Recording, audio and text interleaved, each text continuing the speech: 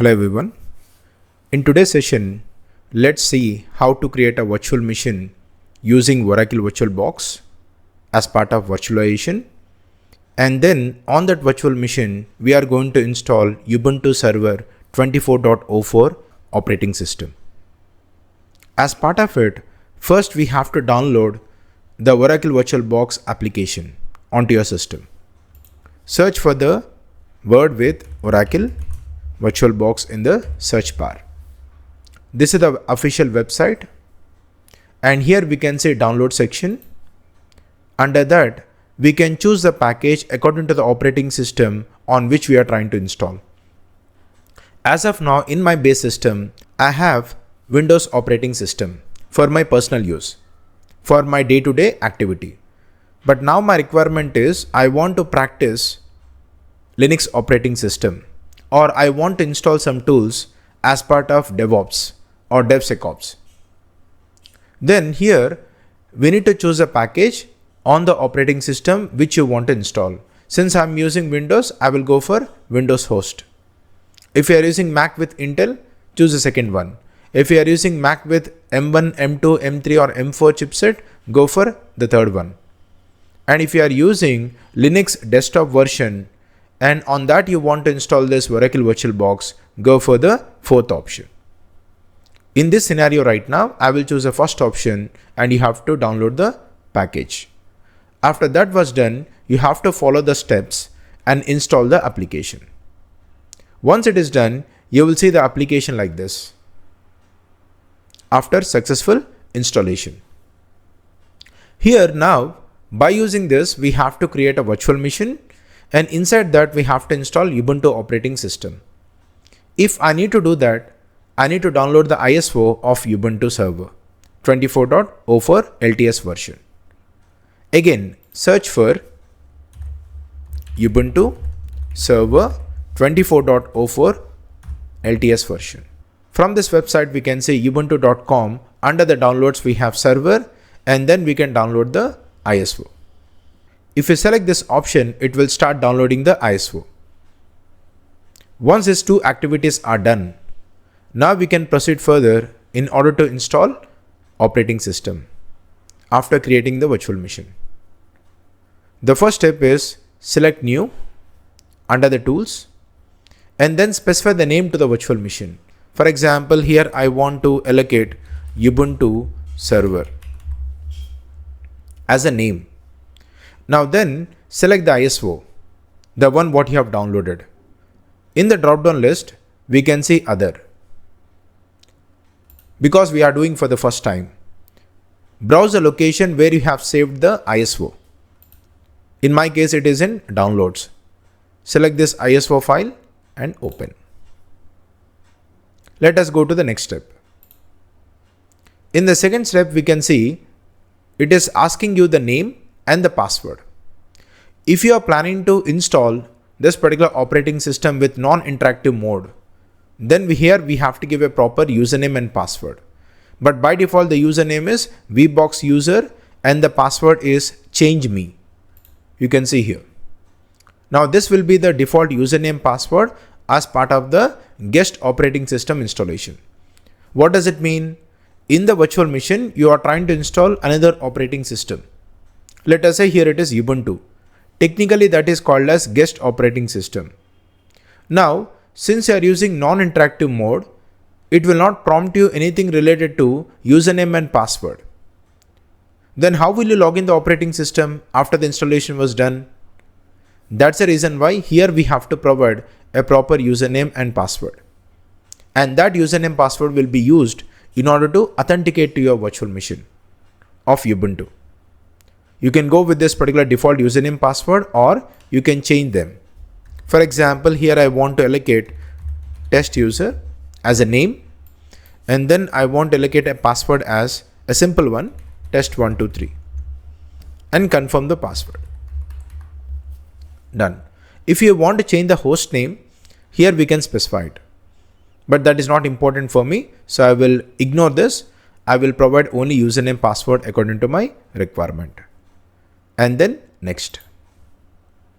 Now here it is asking you how much resource you want to allocate to this virtual machine, like CPU and memory. Out of 32 GB RAM, by default it is showing you 2 GB will be allocated to this virtual machine. If you are okay to that, you can skip this particular step and continue. No, I'm not okay to this. I want to allocate out of 32 GB here right now in my system, I want to allocate 4 GB of this space. For example, this one. 4 GB in the sense what? 4096 MB. And then 2 core CPU. This is sufficient as part of creating a virtual machine with minimal resources. And then next. Now here we have to provide virtual disk. Since it is not a physical machine, it is a virtual machine right now. So it is going to be a virtual disk. Now how much virtual disk you want to allocate? By default it is showing you 25 GB.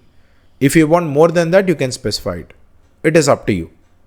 For now I will go with the default option of 25 GB and let us say next. This is the summary of the options what we have selected till now. If you are okay to this, then we have to select finish. It will start the virtual machine and then it will do the installation for the options what we have selected.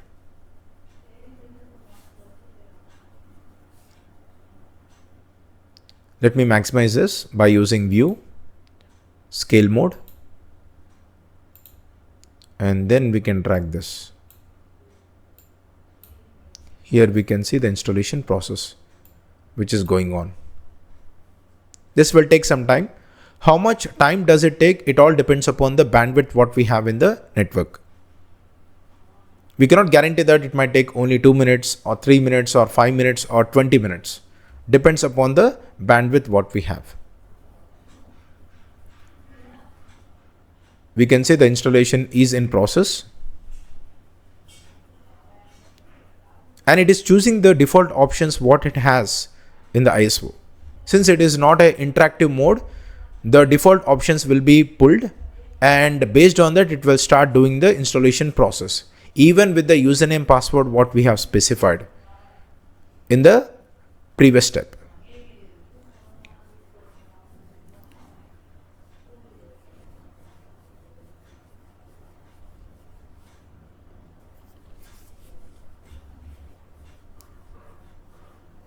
I guess it is almost done. And we can say it started booting the operating system.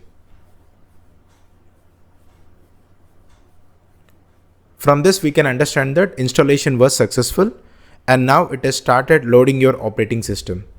Finally have to see a console where it will ask me to provide a username and password. And this username password has to be what I have configured while creating a virtual machine. Let us do that. We can see it is asking for username. In my case, I have given test user as a name and then followed by password. In this scenario, it is test123. You cannot see the characters what you have typed. It means the number of characters that we have passed for the password will not be displayed. It will be hidden. And now enter. Since the username password what I have configured is valid, I was able to log in to this operating system. With this, we have successfully installed Ubuntu operating system on this virtual machine. If you want an interactive mode, then we have to follow a different step. This is called as non-interactive mode, which will save your time. But this will suppress your knowledge. Why I'm saying this one? Because you don't know what is the task it has performed in the backend. If you really want to learn with that particular individual steps as well, one by one, as part of this installation, you have to go for interactive mode. That will tell you what are the steps and what are the options we have to select to customize the installation.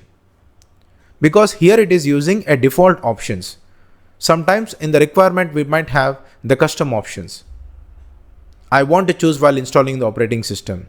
In those conditions we have to go for interactive mode. And this one comes under non-interactive mode. Now, if you want to power off this particular virtual machine, you can just close this application and choose power off. and OK. This will power off the virtual machine successfully. Again, if you want to practice, you will start the virtual machine and you will log into the operating system by providing the credentials, and then you can start executing the commands, whatever you prefer, as part of the practice. That's all for this particular session. Thank you.